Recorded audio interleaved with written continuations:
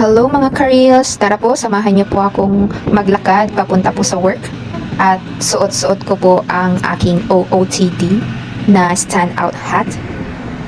Yan, ang ganda po niyan. Talagang napaka-akma sa summer, sa mainit na panahon.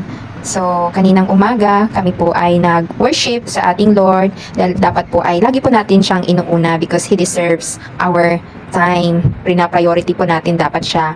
So, after that, umuwi po ako, umidlit po ng konti at yan, papasok na nga po para may lakas na magtrabaho ang OFW. So, yan, feel na feel ko ang aking pong sunglass and hat at yan na po ang aking workplace. Lapit lang po. Yan, medyo mahangin po siya. Kasi malapit na ulit mag-winter.